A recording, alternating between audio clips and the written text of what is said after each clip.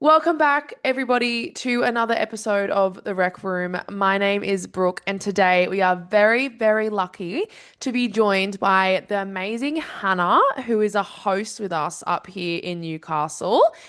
She's going to tell us a little bit about herself, a little bit about life as a host, and we're going to chat a little bit about punctuality. Hannah, welcome. Thank you, Brooke. Thank you so much for having me. Glad to be here. Amazing. So I Um, think we should give our listeners, which will be like other hosts and other members of our company, a little bit of a background about you. I obviously know about you, but tell me your first day at Urban Rec, how you started to hear about Urban Rec in Canberra, and then you've made your way up to God's country, much better than Canberra up here in Newcastle. yeah, so as Brooke said, I actually am from Canberra. I started hosting in there, much like probably everyone else. I applied for the CCAD, came along. I met Leash, one of the OGs. She was my manager to start with at Marucci, and we essentially just met up. And she said, "Right, you're going to host this next half of netball." And I said, "Oh, just straight into it." She's like, "Yep, just straight into it." So I watched Katie for about a quarter, and then she was like, "Here's the whistle, go for gold." And I just kind of jumped straight into it. So it's kind of like, you'll sink or float. And I think that's really good for vibing a host because you need that personality to just take it on, and you never know what's going to happen on the games or the day. So really just got thrown in the deep end, but I loved it.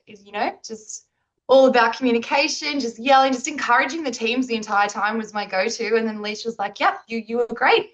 Welcome aboard." So that was kind of my hiring process. And then from there we did a bunch of onboarding, obviously a lot about, responsibilities of the host, safety, sports, the rules, different scenarios, different situations. So you do learn quite a lot after that and prepares you for your first night by yourself. But Leash was always there for me when I needed her. And then when she moseyed on off, David stepped in and, you know, really helped me out. And then, yeah, I think I was a host in Canberra for about three years. I started off doing touch football, actually. But that wasn't my sport. I had never played touch football. I didn't even know the rules. I just learned them on the job. And then I was a touch football host, and that's okay. You don't need to know the sport to host the sport because Urban Rec's rules are obviously a little bit different anyway. But as soon as there was a basketball one, I put my hands straight up because I actually knew those ones. Yeah, and it was good. It's a great. I love it. I love it. It's a good job. The league that I started off with in basketball was actually a bit of a spicy one. Retention was a little bit low. The teams were not gelling as much as you'd want. And so my job was kind of, let's see how this would work. And it was a bit daunting, honestly, at the time, kind of still a bit of a fresh host. I do have a strong personality, but even that, they're a little bit spicy, they were yelling at each other. There was even a punch up I had to break up, and I was like, oh my God, like, what am I doing? Am I allowed to do this? But, just backed on the training was the host has all the responsibility and it was getting dangerous. So I called the game. I said, you know what? We're done. Game's done, guys. We're going to call it for the day. And they were like, really? We're like, there's a whole half left. I said, yeah, if you're not going to be safe or fun, then that's it for us. So you really do have all the responsibility with you to make those calls, which is really handy to know. Obviously, you don't want to do that. That's like worst case scenario, but it's there when you need it. And that was the worst case scenario. And then from there, it was just 3 years of amazingness and it just went up. But because I started there, I just built, knowing, well, that I don't want to do that again. How Mm, do I stop that from happening? What can I do to make sure it doesn't get to that level again? mm. Um, and then ongoing support from all the managers was awesome. Texting them on the night, you could call them for anything. They were right there, picking that phone up, do this, do this, do this. So it was really, really good. And then 3 years later, I moved to Newcastle and I reached out to Donald. I said, Donald, please put a good word in for me. I want to work up there. Like, is this a thing we can do? Can we go interstate? And he was like, yeah, of course. So came along and met Scotty. Scotty was the manager at the time. And he's like, yeah, jump on board. And I actually moved into netball up here in multisport, which I hadn't really hosted those ones too much, just a few fill-ins. And then it's the same, but it's different, different cities, different vibes, different personalities. Mm. Newcastle is just very laid back, very chilled. Everyone's not in a huge rush. Whereas I found Canberra was very much on the go. Game is done, they're out of here. You know, they'd either be on time, they'd be 10 minutes late, just boom, boom, boom, boom, boom. But yeah, Newcastle's very, very relaxed, very chilled, but the processes are the same. Doesn't seem to matter where you work within urban rec, which studio you go to, it's going to be the same processes, the same rules, the same kind of things you deal with, which is, I think, really good because you're not kind of on the back foot. You're like, oh, I already learned all of that. I know how to do all of that now. Mm. So that's kind of yeah, that's my journey in urban rec. And I did some league liaisoning in Canberra. I did that we called it raidering in Canberra. Did it in Newcastle as well, which is kind of just stepping up and helping the managers where they need you, like a barbecue here or giving some shirts out or doing the team chat at the start, just kind of helping out where I'm needed. Wow, that was great. And I think for those who don't know, I also came from Canberra. I was not from there. I had a bit of a hiatus down there for about a year and stumbled across Urban Rec while I was down there. And I think, yeah, Hannah puts it really, really well. From a league management point of view, find that I do find Newcastle, the vibe is very different. Like, yeah, much more laid back. And I think the issues that we deal with up here and the kinds of sports and the mannerisms of people are a bit different up here. But yeah, everything stays the same. Our vision stays the same. Our culture stays the same. Our training stays the same. And ideally, like Hannah and I have had that experience, our members will have that experience that if they play in Newcastle and they play in Canberra, ideally they or anywhere they will have a similar experience. So I think Hannah is such a good resource for what it's like on the ground. You know, we can sit up here and talk about what we see from a HQ point of view, but I'm hoping to kind of get Hannah's perspective as a host because you've hosted touch, basketball, netball, and multi-sport. Yeah, dodgeball, pretty much all of them Oh really, my but gosh. just Wow. filled in Yeah. where it's needed. Wow. Okay. So before we get into our topic of today, which is all about punctuality, would you have any advice for maybe, let's say, the Hannah of what, 4 or 5 years ago when you first started as a host and you're a little bit nervous and you're still trying to find your feet? Think about people that could very, very possibly be watching this right now in that position. Do you have any advice for them as a host? Yeah, just be yourself. You're very caught up being nervous. Am I doing the right thing? Should I have made that call? Trust your gut. Trust the vibe. It's all about the vibe. If you think the vibe's off, it's off. Make a call. Don't be afraid to stop the game and have a chat in the middle. Don't wait for the breaks. Just say, guys, vibes are off. Please, let's bring them back down. The more you communicate, the better you're going to be. That's what I would say. The more communication, the better with the teams and the members. I love that. I love that. And I think that's really practical advice. People can very easily put that into practice. Just be really good with your communication, be really open. And you wouldn't be in this position if we didn't believe in you. So, yes, I think that's great advice. So, the first thing I kind of want to touch on is across our cities, we get people to come to their shifts 15 minutes before the first game starts, and then their shift will finish in the 15 minutes after it. And I kind of, obviously, from a league management point of view, there's so much that could happen in those 15 minutes of power. You know, at the start, ideally, it's for hosts that don't have anything to set up. It's, making those connections with teams, and that's the time that you get to know people's names. You might get to know one or two things about them that you can remember for the next week, and ditto, they can learn things about you. And I feel like if you use that time wisely, it sets you up for such a good night. You can start the vibes before the games even start, and you can ease into it. You can, get song requests. You can make sure that the fields and ready to go or whatever. So I kind of just want to get your perspective as someone that is so good at this. What do you typically do in those first 15 minutes and the last 15 minutes of your shift, and why would you say it's so important? Yeah, so start with the first 15 minutes, I guess. It's just, Brooke already said it, but it's just so important to get there on time. I will be the first person to put my hand up and say, when I first started, I was one of those people that was late. I would get there with 10 minutes to go or 5 minutes to go. And I think I did that for maybe a season, and it was to my detriment. And I learned very, very quickly that, yeah, technically the game is starting on time, but I'm not organized. I'm a little bit behind. And it means that maybe for the first 5 or 10 minutes of that game, I'm behind. I'm still trying to do some admin on my phone. I'm not giving the members or the players my full attention. And that's not what they deserved. So very, very quickly and early, I learned that lesson. And what I learned is that when I do get there 15 minutes beforehand, um, it changes the whole dynamic of the night. You're organized. You yourself feel like you're on top of things. And if you feel like you're on top of things, you will confidently show that to the members and the players, and then they'll feel more secure and at ease, and they won't get this agitated, like, oh my God, what's going on vibe from you, because you are the vibe setter. Whatever vibe you set up the night, they will pick up on it. Like you're in charge. They're looking to you.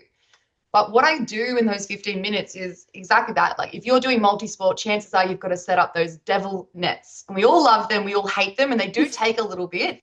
But you're probably spending your 50 minutes setting that up as you're talking to members. But if you're doing beach volleyball or rocking up for basketball and all you've got to do is undo the security alarm, you don't have anything to really set up, talk to the players. There's always going to be people there early. They want to come and warm up. They want to warm their muscles up, have a bit of a shoot around. They're there with their friends to hang out. Go chat to them. Say, hey, Bob, you got a haircut. That was actually my go-to. I noticed when anyone got a haircut and they go, oh, you noticed? And you're Mm. like, yeah, I did actually. And they're like, oh my God, that's so nice of you. So just those little things. Like I used to compliment everyone's socks. I love really fun socks. Like I wear them as well. I'm like, hey, I really like your socks. Just little compliments here and there. That's how you kind of build the relationships with the team. Or you might have a little shoot around with them.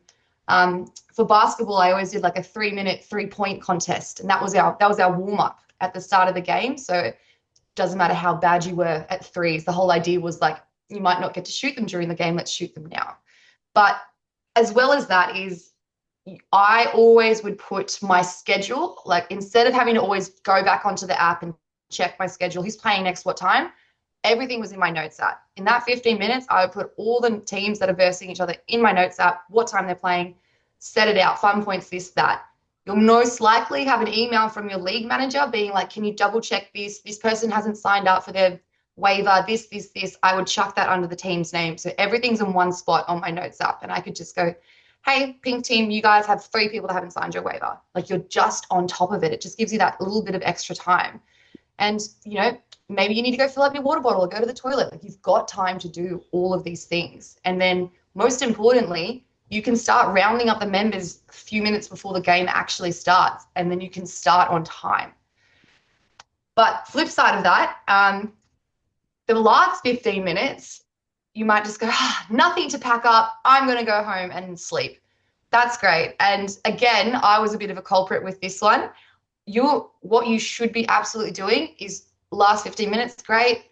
Chow down, have a little chat with the teams, submit your score sheet, make sure everything's all good, send any updates you need to send them, and then you can leave.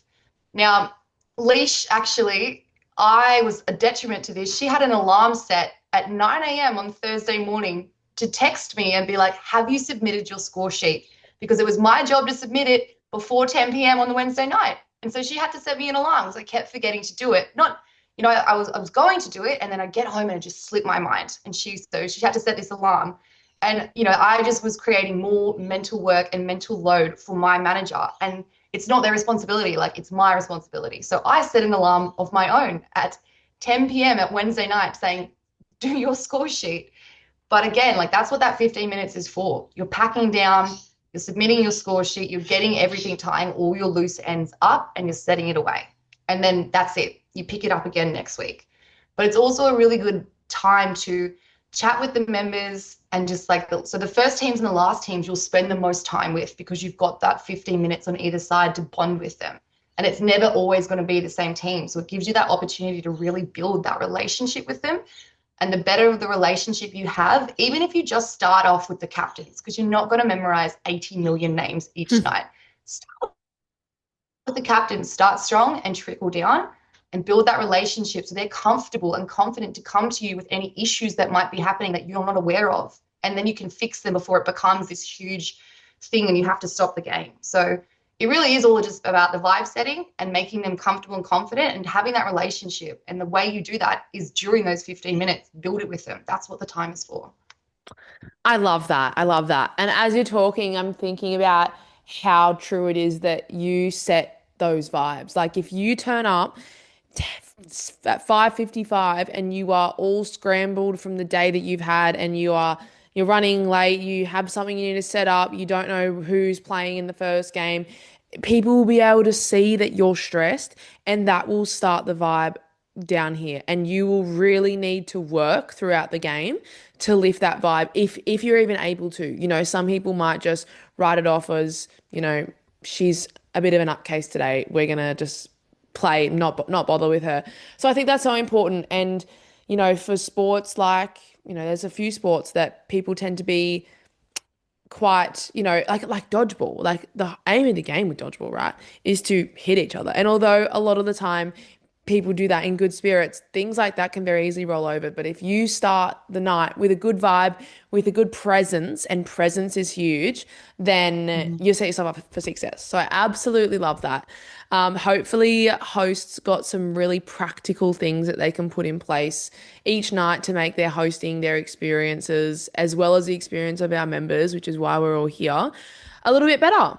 I guess the last thing that I'm hoping to kind of touch on, and this is a huge gripe that I have as a league manager and as someone who personally, I'm early to everything. I hate being late. I plan my day to a T, and I cannot think of anything worse than rocking up to a 7:30, 8:15, 9 o'clock game and it's starting 10, 15, 20 minutes after when it's supposed to. And for me, it just would derail me. Like I wouldn't be able to cope with that. And so, message that I send to the hosts up here is how important it is to be trustworthy. We need for people to trust that when we say your game starts at 6, your game does not start at 10 past 6 or at quarter past 6. It starts at 6 and you will be out of here by 6:45-ish. So, completely understand that, people get stuck in traffic or stuff happens and that's fine. But do you have anything, I guess, additional to what you just said that hosts could do to make sure the games are all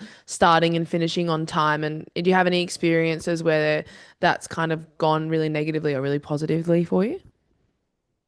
Yeah, so exactly what you said. I've always been a player at Urban Rec as well, and I've rocked up to games. It starts at 8:30, and I'm like, what's going on? The other game's still playing, and I get told, oh yeah, that hasn't even been half time yet, and our game started 20 minutes late, and I've been like I don't want to get home at 10 p.m. I was meant to get home at 9:15. What's going on? Like Mm. it's frustrating for players. They hate it. Like they could have stayed at home that little bit extra, or maybe they've got plans after. They could have an early game starting at 6 and they had dinner plans. So it really does impact other people's lives. And again, it's all about that vibe.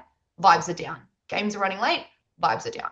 So as a host, obviously you're responsible. It's your responsibility. You're running the night. You're the one that's there every single week with these teams. So I would just say, just be a little bit firm with it. Just say, guys, you know, I always check in. It's very obvious if there is either the team hasn't rocked up at all, or there might only be two members of that team around. So I check in early. Straight away, I'll go up. Hey, Brooke, what's going on? I see you've only got two players. Do we have some people on the way? Like, what's going on? And they normally go, oh, sorry, they're just running 2 to 3 minutes late. That's fine. That's all good. That's all good, because we actually don't start for another 4 minutes. So that's perfect. But if you rock up and you're like, oh, hey guys, where is everyone? Oh, they're running about 10, 15 minutes late. That's on them. So normally what I would do is just kind of make adjustments to the game where you can. Just say, look, we do still have to start on time. But for example, this happened to me last season. We just didn't have enough players on both sides of the team and we were playing basketball, right? I think there was about 3 players on each side. And I said, look, we're going to get started, but we're going to do half court basketball because there's no way you guys are going to be sprinting up and down right now. Let's just do half court. Let's wait for a few more people to rock up, and then we'll go back to the full court version. And they were happy with that. So we still started on time. They were still active. They were still doing something, but they weren't penalized for it either. But on the flip side of that, I've also hosted games where maybe something's gone wrong. There might have been an injury, and we had to stop everything. There was ice packs, and we couldn't really get them off the field, or something like that's happened. So the next game did start maybe 5-10 minutes late. That's obviously that happens every now and then. That's an injury one. And normally, again, back to those relationships with the team, they'll understand if it's very clearly like out of your control. On the flip side of that, I've also had teams who have rocked up late and I've already got the game started. And then, we're going to halftime. It's either halftime or the end of the second half. And I'm like, all right, like that's it, we're done. Like shake hands, great job, everyone. And they'll go, oh, that seemed like it was a really short half. And I said, oh yeah, no, it was. It was only 10 minutes. They're normally 18. And they go, oh, well, why wasn't it 18? I said, oh, well, you guys rocked up pretty late and we had to start. So I can't push the next game out because you were late because it wasn't their fault. And Mm. sometimes they get a little cranky with that. But at the end of the day, like you just explain to them again, look, your game started this time. You all rocked up 10 minutes late with Maccas. Like you made a decision to go and do something before the game that made you late. I can't penalize the next team for that. And it happens once and they go, oh, she's not going to budge on this. Like Mm. we have to be on time. But again, fall back on your captains. Like your captains are your help. Tell them, just say, guys, like, why were you late? You've been late a few times this season. It's pushing the games out, or the other teams don't really like waiting around. Like it's ruining the vibe. Like, what are you doing? And they go, oh, I'm so sorry. Like normally we do this before the games. Like, oh, can you do that earlier? Like get the captains to help you out as well, because realistically, like they're responsible for their team. And if their whole team's continuously late, well, that's an issue. We've got to talk about that. So lean on your captains as well, but really just be firm on those start and end times. Like if the teams are late, their game gets shortened. It's as simple as that. Yeah. And I think coming off the back of that, it's a real culture thing. Like I've seen leagues that I've walked into when I'm, fresh at league manager, at across multiple cities where it's just normal for them to rock up and they know for a fact that their game will not start on time. And they've somewhat become okay with it pretty much because they have to. And so that makes it very hard to change the culture of actually no, we're going to start at this time and completely get that people have stuff going on. But, I think it's not an unreasonable expectation that we try to have a culture around all of our leagues that people will rely on us and they will trust that we will start when we say we're going to start. And I think that that translates into so many other things. Like to you, it just sounds, or to hosts, it just sounds like they don't trust that their games are going to start on time. We need to be trustworthy in many different ways. And so they will question a lot of different things. So to start, that one of the easiest things we can do is start on time. I think hosts can only do so much. They're there for those 3, 4, 5 hours a week. Lean on your league managers. If you're doing everything you possibly can, teams are consistently showing up late, you're having problems, lean on your league managers. We will be the nasty ones that will tell them they need to come on time. We have access to communicating with them quite regularly. So if you're having trouble, please, please ask for help because we can help you. But yeah, it's so, so important that members trust when we say we're going to do something. Hannah, thank you so, so much for coming on the Rec Room today. And I think providing an experience from a host, someone that's on the ground, that's very, very experienced, that's experienced a variety of different cities, people, sports. It's really helpful that, you have a really, really cool, unique perspective. So thank you for coming on and sharing with us today. And we cannot wait to see you hopefully on the Rec Room again soon. You're so welcome. Thank you for having me. And yeah, I'll come back anytime. Thanks, Hannah. All right, see y'all. See y'all next weekend. See ya.